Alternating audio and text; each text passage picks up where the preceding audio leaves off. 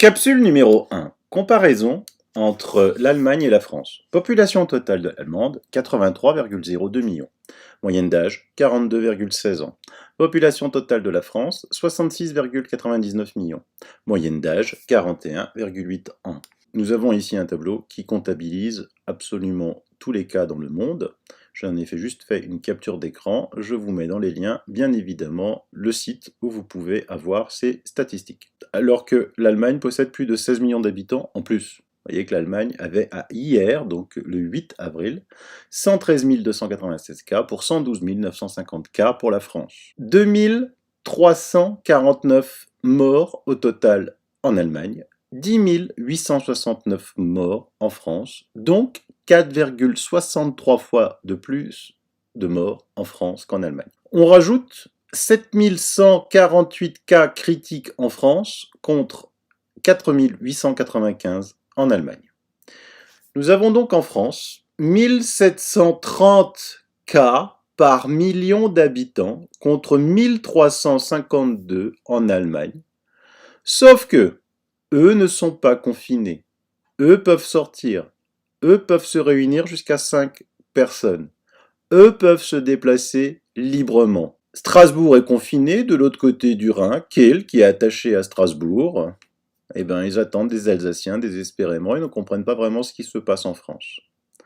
28 morts pour 1 million d'habitants, ce qui donne une létalité de 0,028%. Pour l'Allemagne, 167 morts pour 1 million d'habitants en France, soit presque 6 fois plus.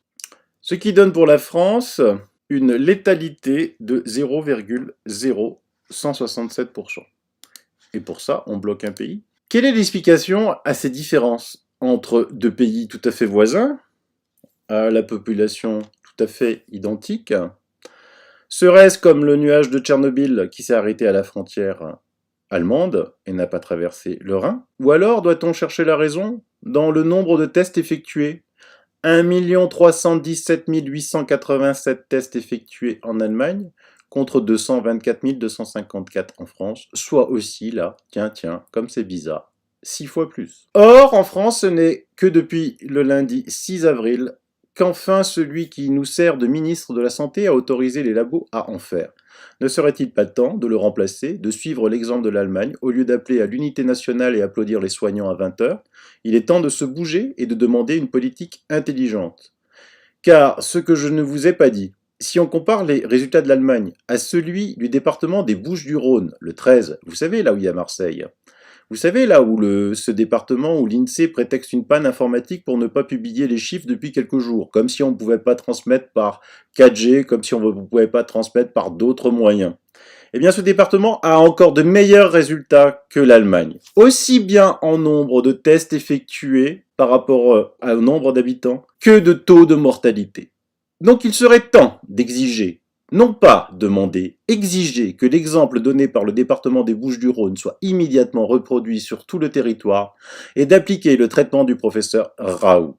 Et d'arrêter ce confinement stupide qui ne résout rien, d'arrêter de couler notre économie pour laisser des dettes abyssales à nos enfants, sans compter les nouveaux chômeurs, juste parce que des hommes et des femmes sont dirigés comme des pantins par Big Pharma, qui ne veut pas du seul traitement qui donne des résultats.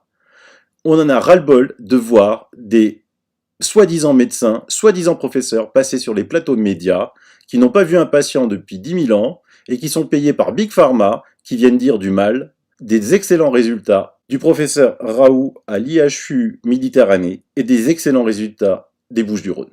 On vous a élus pour défendre le peuple, pour défendre ceux qui ont voté pour vous, certainement pas pour vous cacher et continuer à accepter cette escroquerie. Quant aux médias, ils ne disent pas la vérité, ils sont aux ordres, eux aussi, de Big Pharma.